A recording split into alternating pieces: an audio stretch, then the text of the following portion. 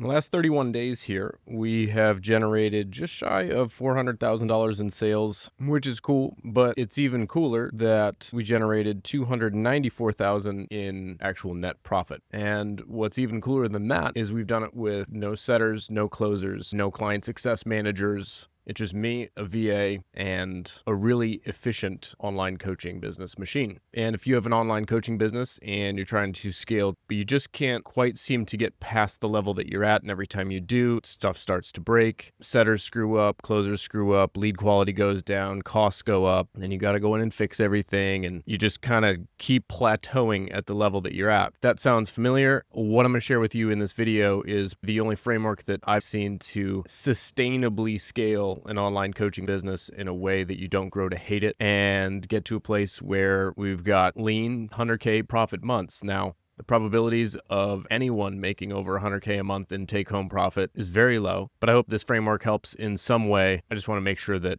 you're aware that there's no claims here or promises or guarantees. So if you've been tuning in, thanks so much. Appreciate it. Welcome back. If you're new to the channel, my name is John Whiting. I've scaled 3 online businesses past 7 figures. I sold one of them in 2019, and I've worked with some of the biggest names in the industry. And my entire goal is to help online coaches get to 50 to 100K a month in take-home profit, and then take that profit, turn it into actual wealth in the bank account so that one day coaching becomes optional. And if you want more videos to help you scale your online business in a way that doesn't completely suck, you can check out the rest of the channel. Now, if you are a returning viewer or a client, this is going to be a reminder, but remember, number of times over equals certainty. And if this is brand new to you, I'm going to really quick walk you through the philosophy that we approach business with so that you understand how the framework that I'm going to share with you fits into this philosophy. So we look at online business and life like a map. So you got to know where you are, exactly where you want to go, and then we can just reverse engineer the path to get from where we are to where we want to go, just like you would plug in a destination on your iPhone or whatever. And from there, it becomes relatively straightforward. You just follow the blue line. And most online coaches do not even have a track or a map or are even aware of this concept. So if that's you, you've already gotten yourself a nice little bonus. But those that do have a track, yet are off the track, there's actually 2 ways to get off track. And the first way, if I zoom in here, you can see there's a very frustrated individual. This is a representation of something that you didn't want that caused a upset in some way happening right in the middle of the road, and you went, shit, and then you pulled off track. That's one way to get pulled off track. So if you've ever felt like that and you're off track, nice, this is that one. We call that being mentally drunk. Second way to get pulled off track is to see a shiny object or something that you're really excited about,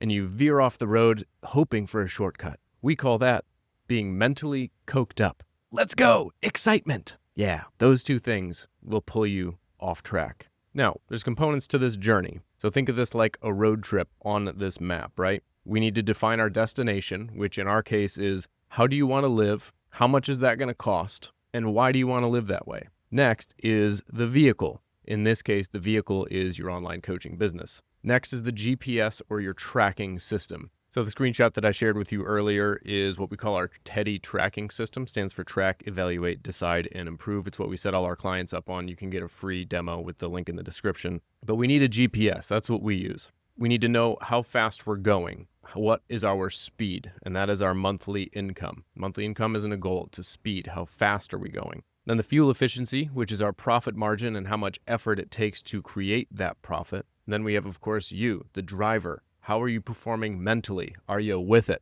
Are you mentally coked up? Are you mentally drunk? And then we have AAA, your lifeline, who you call when things get fucked. And so those are all the 7 components of what we call our Bulletproof protocol. And without all 7 of those pretty dialed in, it's really challenging to get to where you want to go. And those are the main focuses of our Bulletproof boardroom, where we specifically work with online coaches who want a business that runs itself, peace of mind every day, and their wealth actually growing every month, and doing that in a way that is sustainable and doesn't suck. And just to let you know, depending on when you're watching this, I am raising prices on the Bulletproof boardroom on March 1st. If you want to see the details of that, you can check out the link in the description, and then if you just DM the word Bulletproof on my Instagram, my little automation will send you all the details And again, depending on when you're watching this, we do have our next mastermind coming up in April. And so anyway, more details on that, just DM the word Bulletproof on my Instagram. So for context, what we're about to go through is the framework around your business.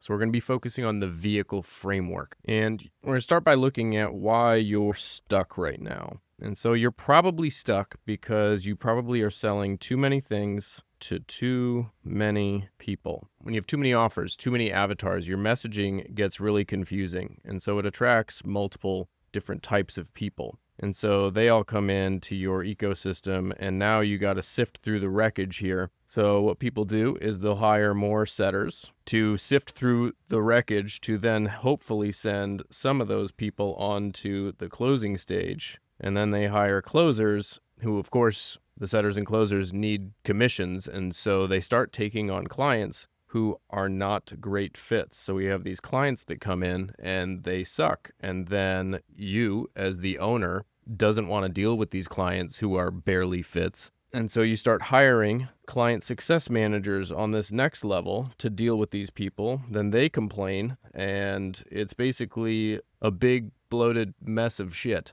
This is exactly what our business looked like back in 2023 when we had a team of, funny enough, 23 people, setters, closers, the whole bit. We made money. We were doing better than most, but our client base started getting really diluted in terms of quality, and it just wasn't fun anymore. I didn't want to really be in the business and interact with the people, whether it was my sales team or my operations people or the actual clients themselves. And so when you got all of these components and moving parts, now you need like layers of management for each one. And if you have a sales manager right now, I bet you're having some fun with that. And you're basically trying to kind of push off responsibility of managing this big chaotic mess, while simultaneously saying, I want to scale because I think scale is going to solve the problem. No. So if your business is a big bloated piece of shit right now, scaling is not going to fix it. It's going to make it a bigger, more bloated piece of shit. And so the fix here is not another funnel type. It's not hiring more people. It's not working harder. It's not just sucking it up. The fix is simplifying the entire machine. And so if we look at what does that look like? So we need to get back to basics. And you've heard this before, but it's a thing that I find myself constantly reminding my clients of, especially in the beginning, is one offer, one avatar, one acquisition method.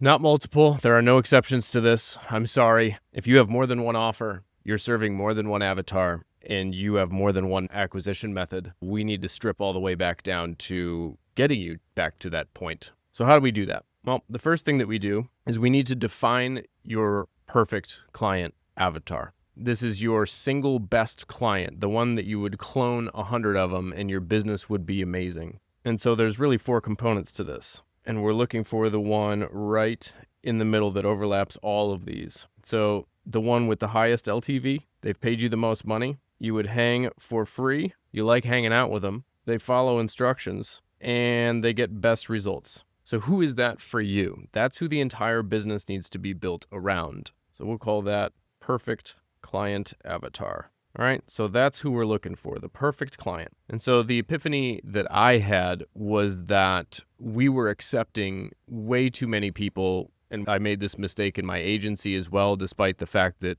we were able to build and sell it. We basically started taking everybody with a credit card that said they wanted more leads and stuff. And that was cool. Learned a lot of lessons until it got big and bloated, and that's a whole story for another time. But lots of good learning lessons. And we started doing the same thing with the first version of the Bulletproof Entrepreneur Company. We started taking on people that were like, well, we could help them. We know how. And it just started getting more and more and more diluted, creating this type of a deal where really we only had a few people in here that were actually perfect fit people that meet all that criteria. And so this is really counterintuitive for lots of people, even though like deep down we know we should be doing this. Yet there's some resistance because our closers are like, I got this guy on the hook. I need to close him. I need, commission, all that stuff. Totally get it. But we need to stop that behavior. And the transition process to stopping that behavior isn't exactly the most fun thing, but it's required. And so we need to define what is the business that we're moving towards as like the first baseline deal.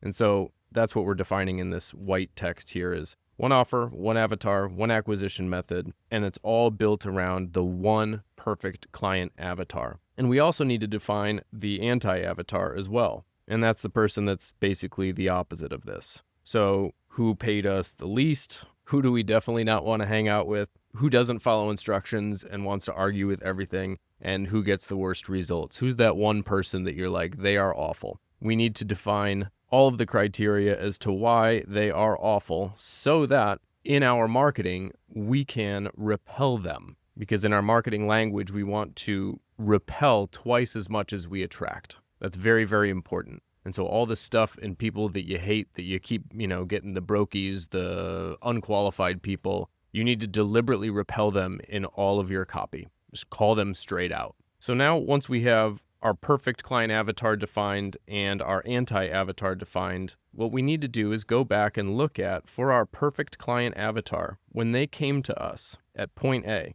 this is where they didn't want to be, right? They came to you, they were like, yo, I am this type of person. I have this role. We're at this income level, this body fat, whatever it is, whatever that criteria is. Then we need to go back and understand their words as to what they were saying about their problem at that time. So my problem is this, and I just want that goal. What are their words that they're using to describe that? That's very important. Go back through your onboarding calls, your onboarding forms, your sales calls with them, the setting conversation. We want to extract their words, everything that they were saying at point A. I don't care if it's years ago. We need to go back and understand exactly what those words were. And then you were like, say no more, fam. I've got you. I'm going to first do this thing, then we're going to do this, then we're going to do that thing, and I'm going to deliver you these deliverables so that you can get XYZ result.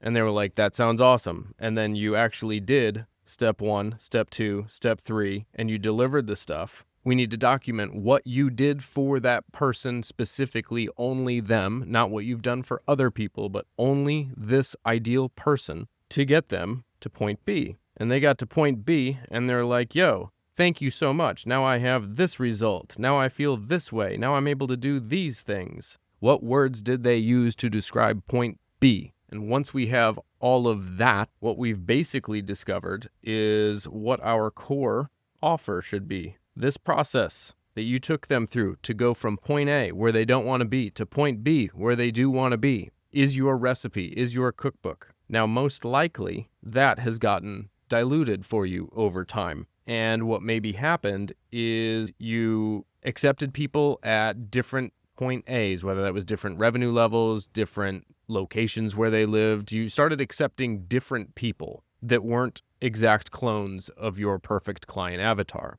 And then you started adding stuff to your core offer, and you started adding other stuff to accommodate these unperfect fit people. And now you have all of these moving parts and stuff that you offer, or maybe you split that off into a different offer. And now you have a team that's probably confused as to what you offer and to whom and who's a fit. They're trying to scramble to try to help you out, and they're trying to close deals. And we're getting super bloated on our actual deliverables. I had one client who was doing like coaching calls every single day of the week, and every day of the week was like a different subject matter with a different assistant coach. And it sounds cool in theory. It makes the offer attractive, but to the wrong people who need a whole fuckload of coaching calls. So if you don't want to deliver a whole fuckload of coaching calls, we need to attract people that don't need that. And so your point A started getting muddied, your offer started getting muddied, and sure, you still got some people who came through at point B that were like, yo, this is great, thanks so much. But all of this yellow markings here is inefficiencies that have been added, more stuff. And then you're like, I think the solution is to get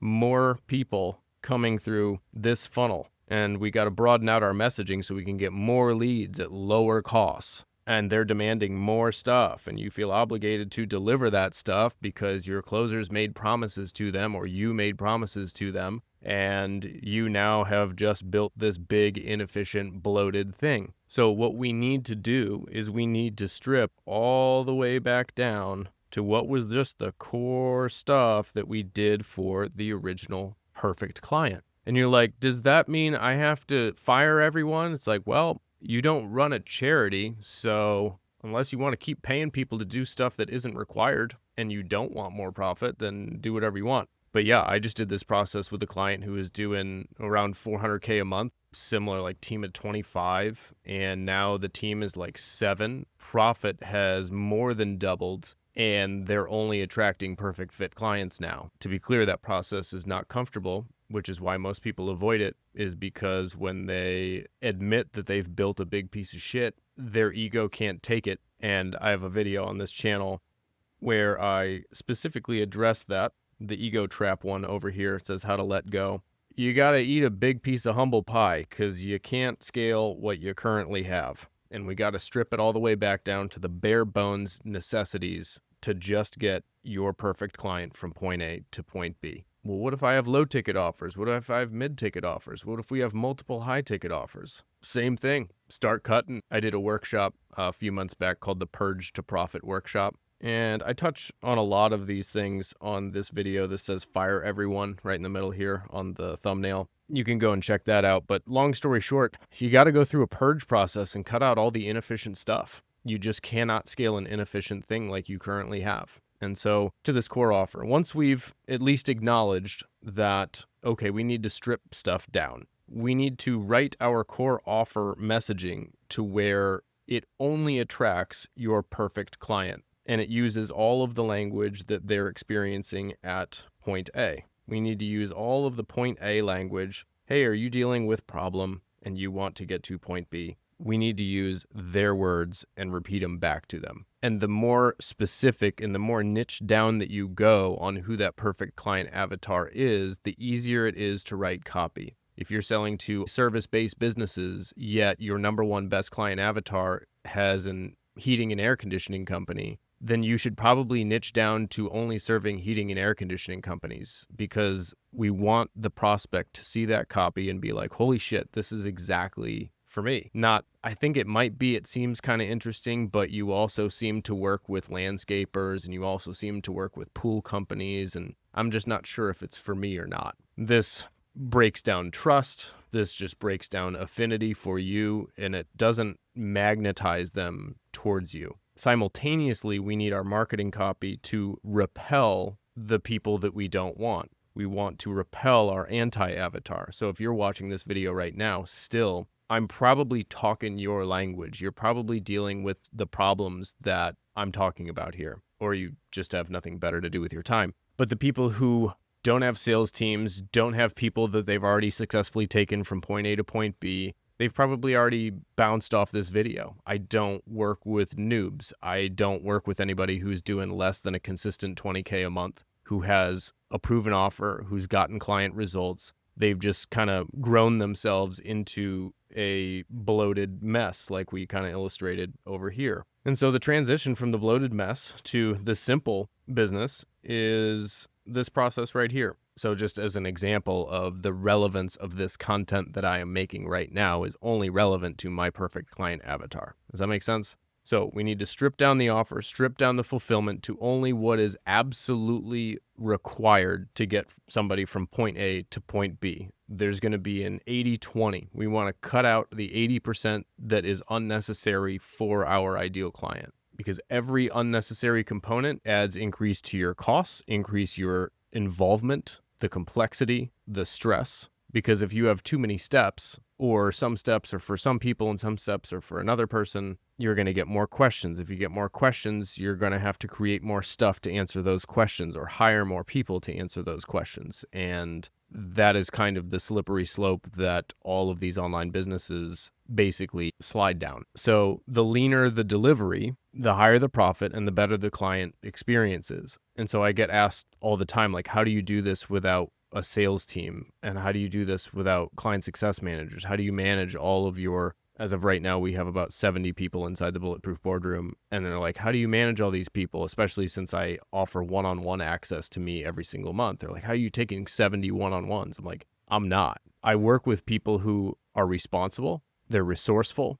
they fully understand that they need to be the client that they want to attract and not be needy and hand-holdy and all that stuff. They understand the rules of the game, and that's who I work with. So my clients come to me, we look at the one thing that we really need to drill down into, and then they just go and execute. And we do have our leverage resources like John AI that's trained on everything in our portal. That's everything I've ever created. That's actually really, really good. We have our Teddy tracking system, and we have a really cool feedback system inside of our boardroom community where I directly review, respond, sometimes write copy. I'll shoot Loom videos giving overviews of stuff. But I don't have to do an enormous volume of this stuff because each one is so hyper clear and leveraged that it kind of takes care of a lot of the back and forth. And so my clients really don't need to book one-on-ones with me unless they've already exhausted all of the other resources that we have. And I make that very, very clear in our onboarding, and I make it clear in content like this so that you don't come into my universe and think that you're going to become a client and suck up a whole bunch of my time, So I'm hoping that you're getting this. Let me know if this is making sense because I know I'm covering a lot of different things here, but the point is the right person doesn't need that much in order to get great results and go from point A to point B. And you can charge more, which is wilder. You can charge more and spend less time with them and they get better results. But you need to be absolutely ruthless about who you attract into your universe. I mean, you cannot make any concessions. I can't tell you how challenging it was during the transition from my big bloated piece of shit to the super lean model that I have right now. Is I have people to this day even continuing to ask us to do big old custom data system builds with our Teddy software that are willing to pay lots and lots of money, right? I got to turn them down. I got to turn down everything else. I got to turn down every newer person. It's like, oh, I'm at $15K a month. Can you help work with? No, we don't do that. Just simply because I know that that's going to end up costing me more than what it is to collect on in terms of costing me time, inefficiency, stress, all of that stuff. So that's been an interesting transition going from like my nature as a direct sales guy. I started selling Cutco kitchen knives was my first foray into selling stuff, like got to go after everybody, for the most money possible. And that's kind of the default that I think people default to in this industry. And that's fine until it's not. I think you probably got to test a number of different niches and things before you decide on what you're really going to go deep on and what you want your long-term sustainable business to be. And so those are the people that I work with who have already pretty much decided who I want to work with, where they what their niche is. And then we just refine the shit out of that. And we kind of just chip away all of the fat that is keeping that thing from being as optimized as humanly possible. A good analogy here might be assume this is a big block of stone. You already have a perfect avatar in here. We just got to start cutting away the fat of your business so that we can start revealing the beautiful, perfect avatar and perfect business that's already here. We just got to cut away all of the other stuff. We got to cut away the fat. We got to cut away the fat in who we're attracting, what we're delivering, how many offers we've got. And when you do that, all that's left is this obviously beautiful business here. This is my Michelangelo, carving a masterpiece out of a big block of stone. And then we get in here and we refine it even more, right? We got to make it to where it's even more beautiful. I mean, look how absolutely obviously gorgeous this is. This guy hardly even has stumpy arms, right?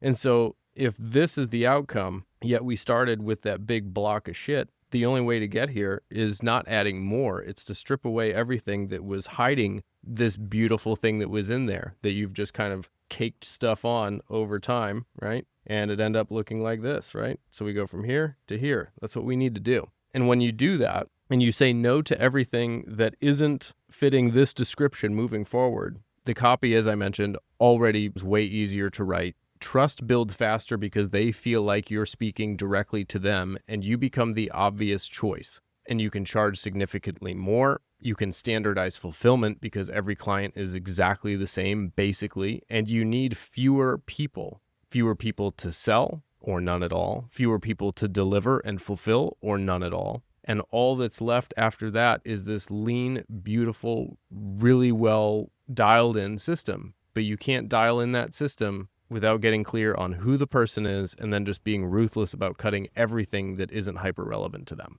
And so at this point, if you are asking yourself, well, how do I make this transition? Well, all we have to do is we have to define what our most efficient model is. And then we systematically start cutting. And how fast this goes depends on how much cash runway you've got. If you have endless amounts of money, you can just hit the delete button on your existing business, cancel all your payment plans, refund all the people just to get rid of them, fire everybody, and basically fire up from scratch with a clear mind and a clear calendar. Most people just aren't in that position. I was fortunate enough to be able to take basically 8 months to test a whole bunch of shit to figure out what my best method of attracting and delivering an offer that does create, 6-figure profit months without a big team, without a ton of my time. But we just have to get clear on what is the ideal scene, and then we can just see the obvious discrepancy between where we are today and what the ideal scene is. And so that's what we're defining right now, right? And so if we know what we did to take our ideal avatar from point A to point B,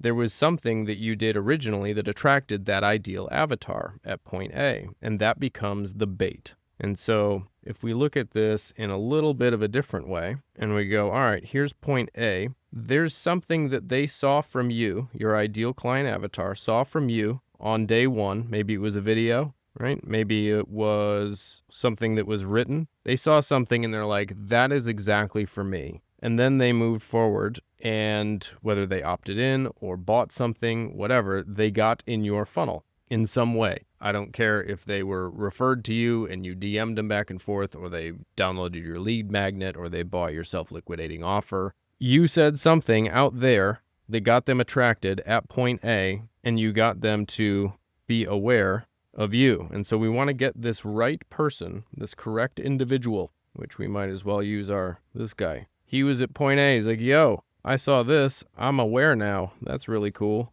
And so now we have a perfect, aware, beautiful individual right there. So where most people screw this up is they're talking to too broad of an avatar at point A. And so the bait that they put out is attracting all sorts of the wrong people. And it may include some of the right people, but we need it to only optimize for the right people. This is especially important if you're running ads. You want your pixel being conditioned for the right people, not the wrong people. And if you're optimizing for lowest cost of stuff, lowest cost equals lowest quality. From my screenshot earlier showing my last 31 days results, we've only generated 280 leads in the last 30 days on $104,000 in ad spend. And you might say, that's stupid and awful. And I would say, what you forgot to look at is the fact that my acquisition cost for a client is $3,200 for an over a $30,000 lifetime value.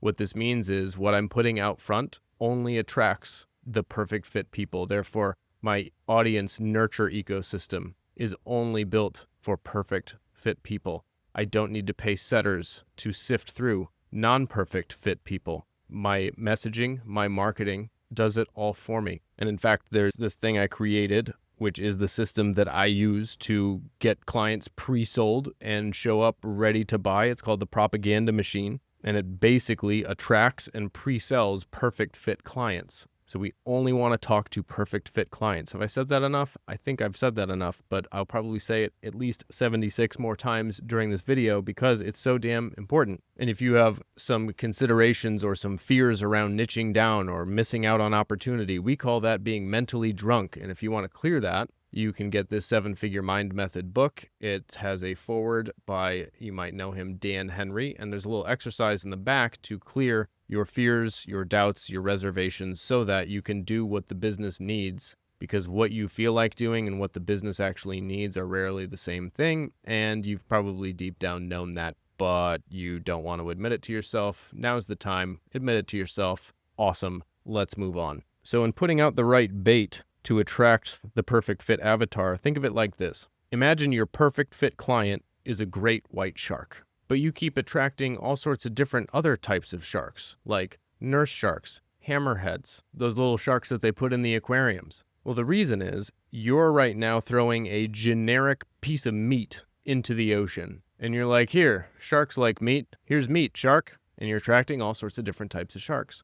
And then you have to pay people to sift through the sharks to see if there's a great white in there. And occasionally a great white might show up, but he's like, I see all these other little guppy-ass sharks eating on this stupid old dead piece of meat. What I want is a nice, fresh, dead fucking seal. That's what I want. Well, what would happen if we just got a big, nice, fresh, dead fucking seal? What would happen is the nurse shark doesn't eat that. Those little guppy-ass sharks that you put in shark tanks don't either. It's too big for a bull shark or a tiger shark or one of these other things, but it's perfect for a great white shark. So if we want to attract a great white shark, we need to dangle a big dead seal on the surface so that that great white shark can do what great white sharks do. So if your perfect client is a great white shark, you need to stop just putting meat out, and you need to have a specific type of seal that you put out, and you need to put it in the right spot. I could put that dead seal at the bottom of the ocean. Great white shark ain't gonna want it. They don't feed at the bottom.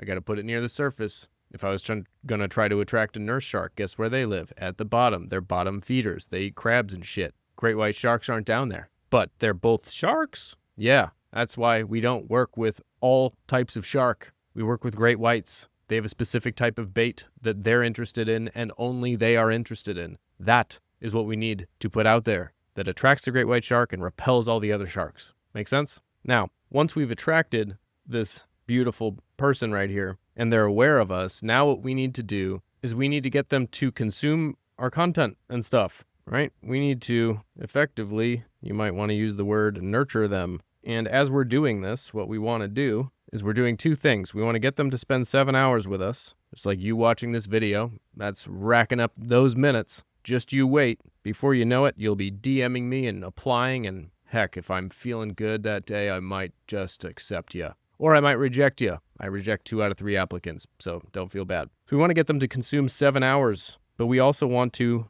belief shift, because the reason that they're not buying your stuff right now is because they believe stuff that is preventing them from taking that action. So if we get them to believe all of the stuff that they need to believe in order to buy our offer, then like Russell Brunson taught us, if I can get them to believe that the only way to get big desire is through mechanism, then all objections become irrelevant and they must buy. Sure. So we need to shift that belief along with their beliefs on time, money, coaching, investment. And the hint here is all of the objections that you're currently getting and all of the questions that you're currently getting all need to be made into content that we can basically force in front of them in this nurture phase of the funnel. So you might call everything out here top of funnel. And then we get to this middle of funnel, right? And so the goal of middle of funnel is to basically indoctrinate them, belief shift, get them to consume. So our job is to take whatever we put in the offer and go, what beliefs do they need to have in order to buy this offer? And that's what goes in our middle of funnel content. And one of those pieces of middle of funnel content is probably what I call your core conversion content, or a VSL, where you have all of your best arguments in one video. So for me, for example, again, going back to my Instagram, I'm sure it's linked in the description of this video as well, but there's a video here that basically is my core conversion content. If you watch this video and you are a perfect fit client, the only logical next thing to do is to want to hear the details of how I work with people. And what they do is they go back to my Instagram, they DM me the word bulletproof, and my automation sends them all the details. What I don't do in this video is sell the actual offer itself. The VSL, the core conversion content, is designed to sell them a belief system, not sell the offer. Because if they buy the belief system, internalize the belief system, the only next logical step is to at least take a step towards the offer. So for you, that's probably and should be whatever it is your current conversion mechanism is or does. So if you are currently selling from webinars, or you're currently selling from setters to book calls or a direct call funnel, whatever it is, keep doing that.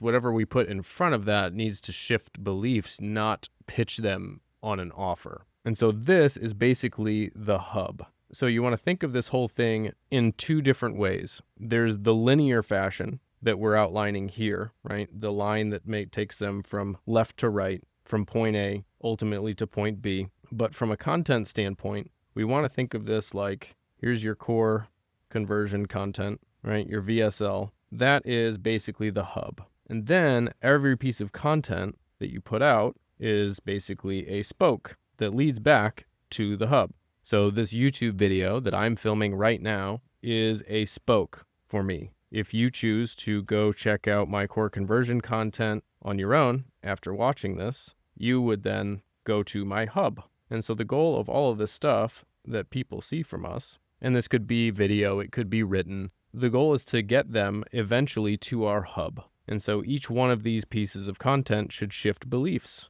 tell our story, explain what we're all about, get people to qualify themselves and self-select. The right people will go to your hub. The wrong people will leave and unfollow you. Awesome sauce. And so if you think about it kind of this way, out here is basically the top of funnel, right? And then as we get into the hub, we kind of get into closer to middle of funnel. And these people might bounce around. They might, watch one of these, watch one of those. You might watch a few other YouTube videos of mine after watching this one. And you might jump around all over the place. All of that counts towards the 7 hours, by the way. But eventually you might get yourself to my core conversion content. And this is basically how I'm able to sell without calls, is because the system that I have set up and all of my spokes are very specifically curated to make it to where they're the right bait, first of all, and they point back to my core conversion content. And when they believe all of the beliefs that you need them to believe in order to buy, then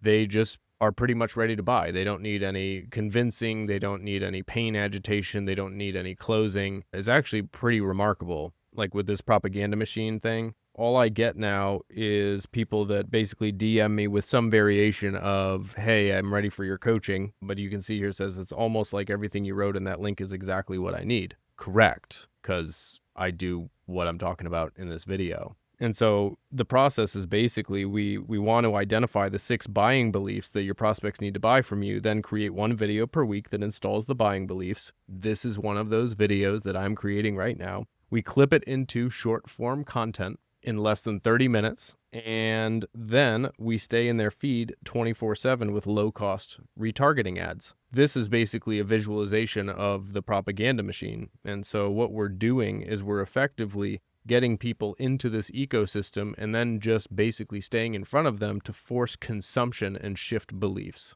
And so in order to do that, we need to know exactly what to say, right? We identify the beliefs, we install the new belief system, we train them to be a perfect client, we create persuasive content, but then we make them binge the 7 hours here. Prospects need 7 hours with you before they buy. So you can either spend those 7 hours on calls or let the content do it for you while you sleep. And so this is just a real simple way of setting up retargeting ads. They're much cheaper because we're not optimizing for conversions. And we make them binge this content with a sequencing strategy, and it's on their own that they reach out to you. It's a much different intent level when somebody watches a video like this without a direct optimized button below it that says, book now. It's like, you don't have to book now. You couldn't even book now. I don't even do calls. You couldn't even have a call with me if you wanted to. The first time I ever talk to a client is after they've paid me and enrolled. And again, you can get this propaganda machine for $97 in the description. At least that's how it's priced as of the recording of this.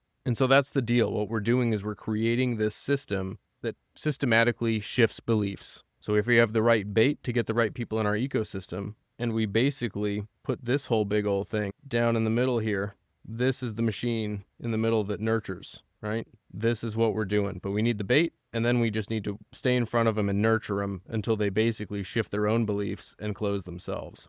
It's pretty cool. I showed you proof at the beginning of this call. It's a lot better than setting and closing and dealing with skeptics and cold traffic and stuff. So once this ecosystem is built, we have pretty clearly defined stages, right? We get the right people aware, we nurture them, then they move to the next stage, right? They might, in my case, it would be like the DM of the word bulletproof. And then from there, I have an application process, and from there it becomes a close or a denial. And that's pretty much the deal. So now you have these clearly defined stages, right? Somebody sees the bait at the top. They move through and start getting indoctrinated in the middle of funnel. They arrive at the core conversion content. They get sold on the belief system. And then they see at the bottom of funnel, they see your offer, whether that's on a call or on an offer doc like I have. And then they become a client. And so from there, it just becomes a numbers game. So here's from earlier, you can see for me, there's the lead stage, customer stage, DM stage, qualified stage, app stage, and client stage. And then we have the conversion rates at each stage, right? So 94% of people who become leads end up buying something from me. 65% of those people who buy something DM me. 55% of the people who DM me are qualified. 44% of the qualified people apply, and then I accept. Right now, it's increased a little bit because the quality overall has increased. I accept 44% of people. If I zoomed back out, this would, for the last 6 months, it's closer to 30%. Now, for each one of these KPIs, you can see it says ACPQ. What that means is adjusted cost per qualified DM, and that is my ad spend minus all of my low ticket income, whether that's somebody who buys a propaganda machine, buys my book, buys Teddy. Those are things that liquidate my ad spend. And so even the adjusted cost per qualified DM, you can see here, is $622. My adjusted cost per acquisition, $3,200. My adjusted cost per lead, $170. And if you looked at direct cost per lead, it's closer to $320. My point is not to get into the nitty-gritty on numbers. My point is once you've identified your stages, you know what bait you're putting out front to attract the right leads. And once you have those leads, all you do is focus on indoctrinating them into your universe.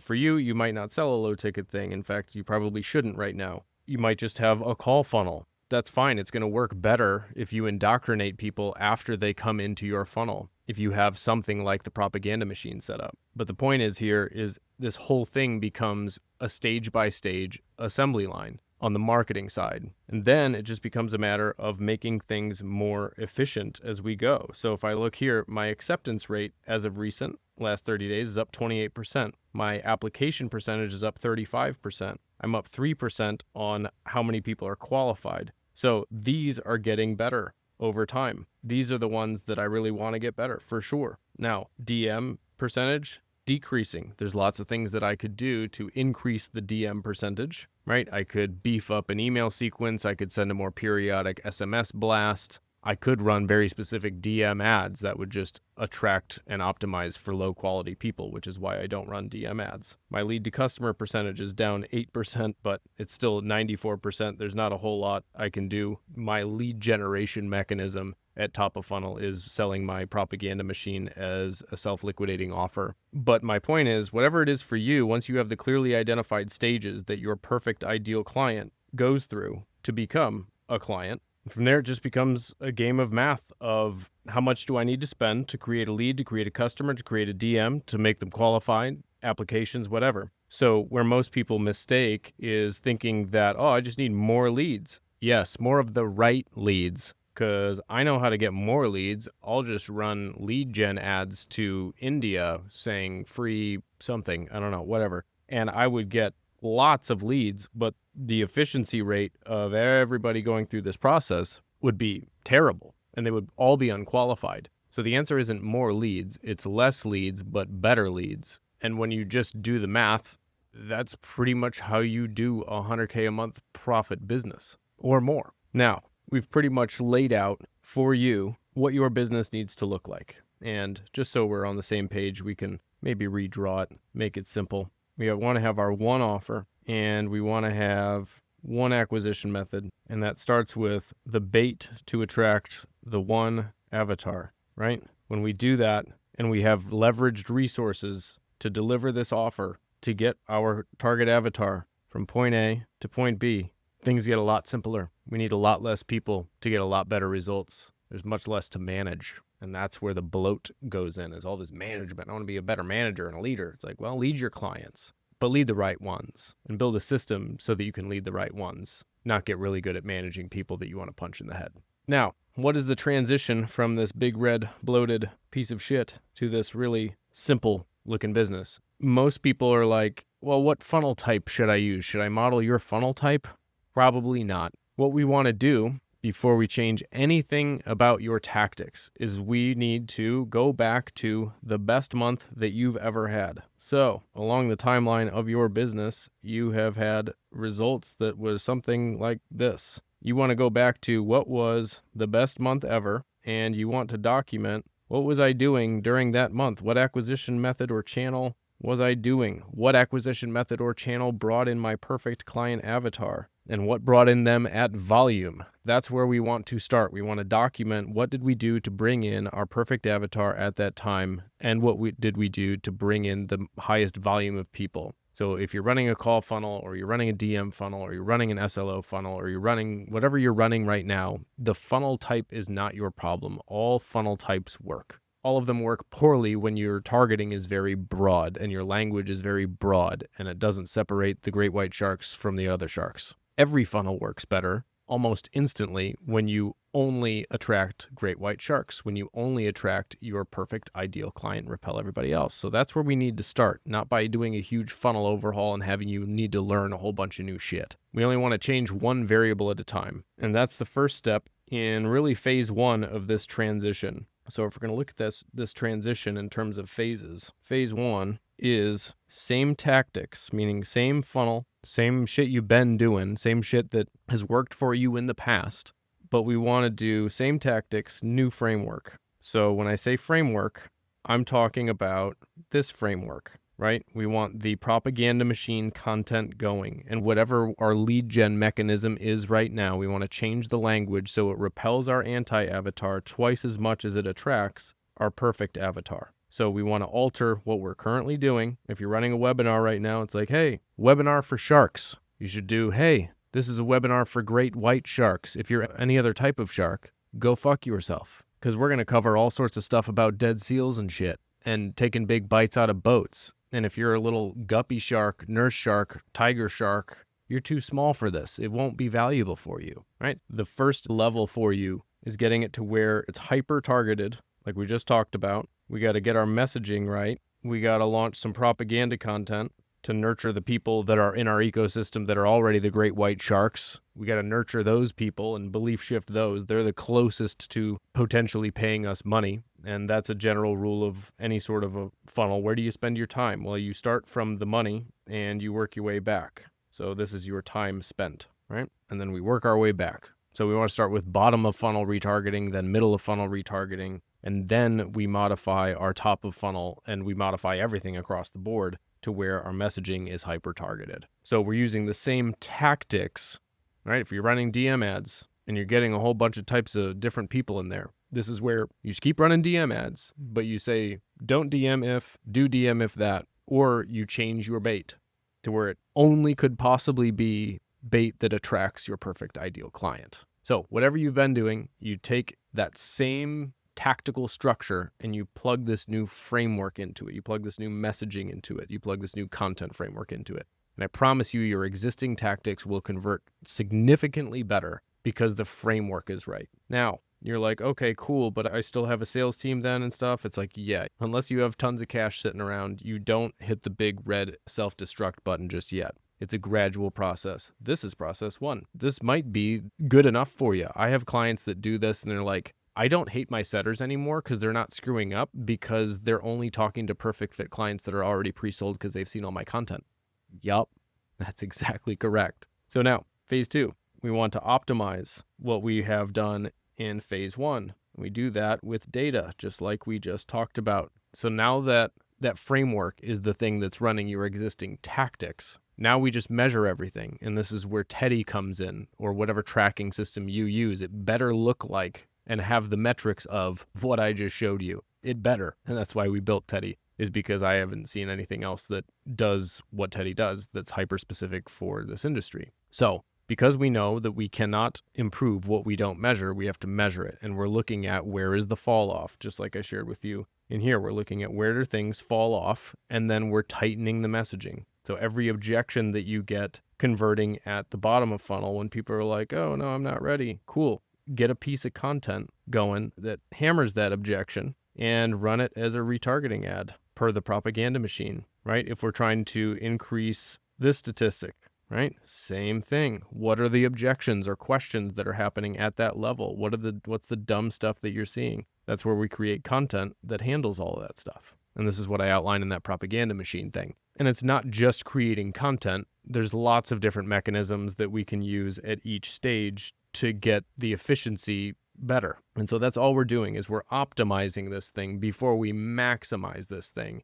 And as you do this, just remember lowest cost equals lowest quality. So if you're used to like $8 DM messages or, $10 email opt-ins or whatever your low cost front end thing is, when you get hyper specific and exclusionary on your messaging and you're only talking to use our analogy, great white sharks, there's many less great white sharks around than there are all of the other types of sharks combined. So if here is all different types of sharks and our messaging has been attracting all of them so far, right? There's lots of them, but if there's only a few great white sharks in here, our great white sharks could be worth 10 to 100 times more than all the other sharks. And so when running ads, especially, I would expect a lot less volume of opt-ins or purchases or calls. But I'm willing to pay more because I know they're worth more in the long run and I can charge more. So let's say you're spending $100 a day and right now you're attracting, this looks like 100 total dots here, which represent obviously our leads. And let's say we attracted all of them and we're going to be spending basically $1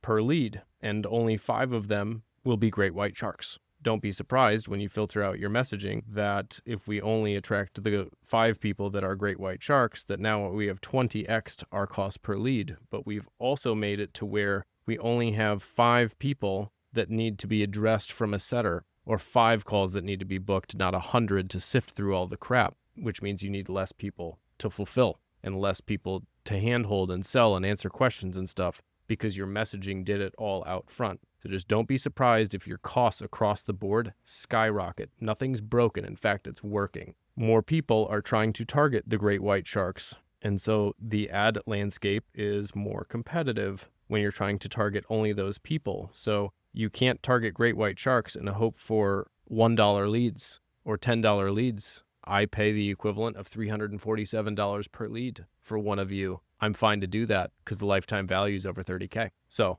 we want less people, but higher quality people. That's phase 2. Now, phase 3, this is where we have an option. This is where we can upgrade the machine or not. And what I mean by that is we've got it pretty dialed in. We know our assembly line process. Going back to my screenshot here, let's just assume these last 2 stages was setter setting them and a closer closing them, right? Well, since we've got this process so dialed in and it's so hyper specific, your setters and closers will get better results because they're the right people, they're saying exactly the right words. You then have the option to remove the setter and closer step and replace it with something that is automated where they can sell themselves. I will tell you when you do this, your conversion rates will go down. So they better be really good conversion rates before you even consider this. The only reason I'm really good at selling without calls now is because I've spent years and over 10,000 interactions with people selling shit, specifically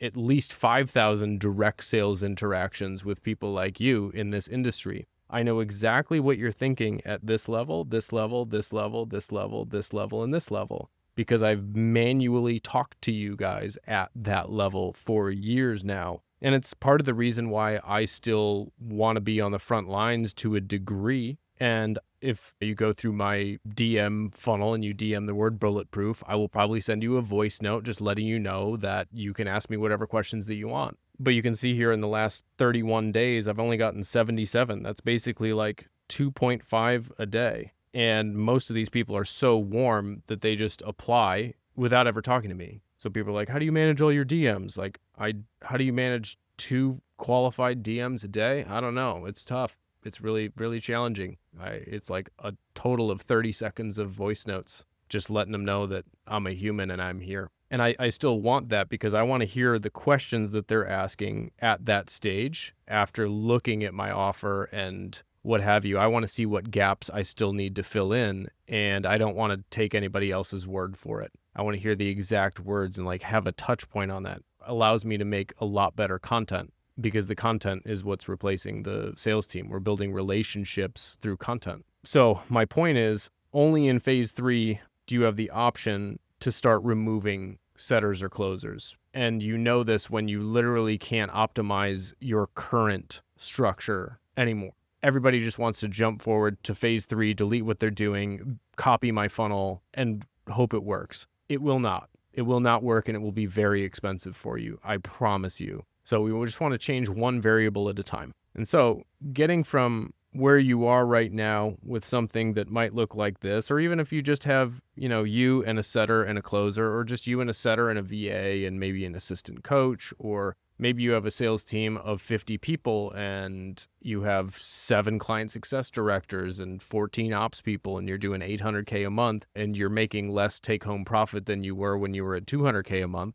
The same thought process applies. Is once we have perfectly identified what we're working towards, right? What is the one avatar, one acquisition method, one offer? Now we need to systematically cut. And that's a large part of what I help my clients with, is knowing what to cut in what order, so that if you do endeavor to make this transition, you don't completely blow up your entire business and put yourself in a really challenging financial situation. Because if you cut the wrong thing at the wrong time, for example, you cut one of your offers without the right communication to your team at the right timing, in the right way, you can cause not only confusion with your operations people, but with your existing clients, with the closers who now are uncertain and think you might be going nuts, with the setters who now don't know what to say and what offer to point people to. And when people are confused and uncertain, that's when their performance dips. That's when they go somewhere else, whether that's your clients or your team. And so you have to do this in a very systematic way. And unfortunately,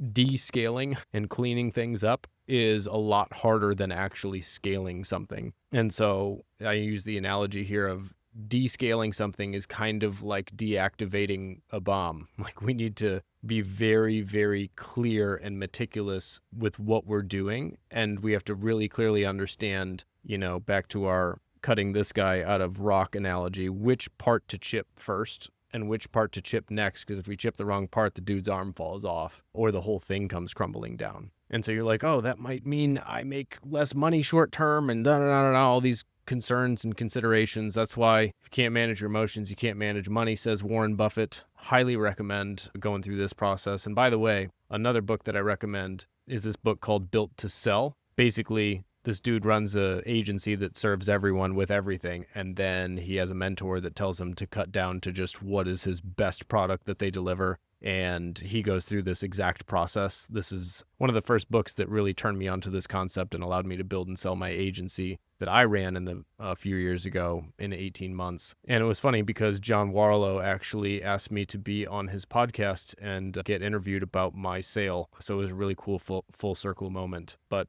highly recommend this book. It basically mirrors everything that I'm saying here. Most people are just too afraid or egotistical and aren't willing to admit that they kind of fucked up in order to actually execute on what we're talking about here. And so here's how I would recommend that you look at this, because everybody's trained for quick dopamine hits, quick wins, you name it. Here's a rule that I want you to really understand is things will die as fast as they grow. So we have two options. What most people are doing is they're looking for big old quick wins, big spikes, so they can screenshot it and flex. What happens after that is usually a big tank. And then they kind of go like this for a while, and then they go big spike again, tank. There's nothing that's consistent. It's because they think on short-term time horizons, like months and weeks. That's why people are like, oh, and have a record month. How much did you do per month? That's why the title of this video has per month in it, is because that's how most people think. And we call those people poor. However, on the other hand, rich people do consistent actions over time that compound. And they think in terms of decades, sometimes even centuries, sometimes even whatever 1,000 years is. Elon Musk has a 1,000-year plan to colonize Mars, whereas you're hoping to hit 100K a month next month and don't have much of a plan after that. That's why you're poor and he's rich. So we need to really extend our time horizons here. If you're going to be this person and you're going to use your online coaching business as a wealth building vehicle, a little baby dip here short term to have a solid platform here to really accelerate on into the future and build your business so that it's very strong, even if it takes 6 months right in here to really, revamp everything, you're then going to be able to set yourself up for a long-term sustainable business, which is the only way that you're actually going to be able to do this for a while, is if you set it up for yourself to do it for a while, not constantly run around and put out fires. And most people, again, just don't have the wherewithal to really grasp what I'm saying. And they just basically do this for a while and justify why they need to keep doing this. And it's really stupid and unfortunate and unnecessary. And the whole goal of doing this is we're going to have, over time, more and more excess cash. How do you get rich? You spend less than you earn and you invest the difference. And so along the way, we want to have our investments looking like this as well. And we set up auto transfers from our business to our personal, to our brokerage and or crypto accounts that we increase over time, and that compounds. And we're working towards what I call your freedom number. And that is the number that you need to accumulate in liquid net worth so that you can draw down 4% of it per year, and it covers your ideal perfect lifestyle. So if your ideal lifestyle is $1 million a year, that's how much it will cost you. This is why we got to do this, to know what is the actual destination. It's an accumulation number. It's not $100K a month.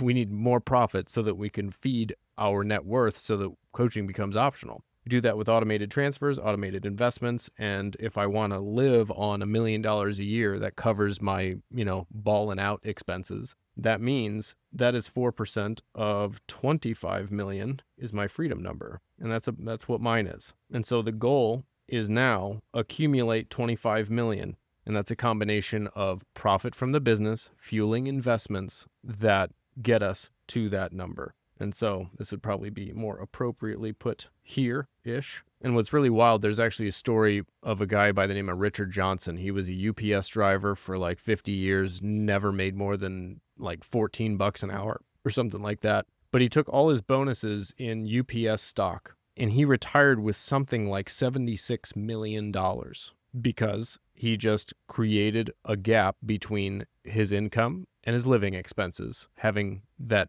gap left over, which we have to reverse engineer. How are we going to get there? And how much do you need to set aside and invest every single month in order to hit your freedom number? And he did that. And he took his bonuses in stock and he invested on his own. And he just lived below his means and had a gap at the end of each month. And so there's two levers. We create more income and more profit, and we make that gap bigger so that we can fuel our investments even more over time. And when we do that, they compound faster, and we have to do this for a shorter period of time. And that is how I see it right now. If you've made it this far, congratulations. I'm proud of you. If you want to learn more about what it looks like to be a member of the Bulletproof Boardroom, you can click the link below. Just go to my Instagram, DM the word Bulletproof. My automation will send you all the details. It's really me in there, not a setter or closer or AI or anything like that. Or if you want, you can check out this next one that I've got lined up for you right here and continue your binging journey with me. And either way, I hope you're well, and thank you again for watching. Appreciate you.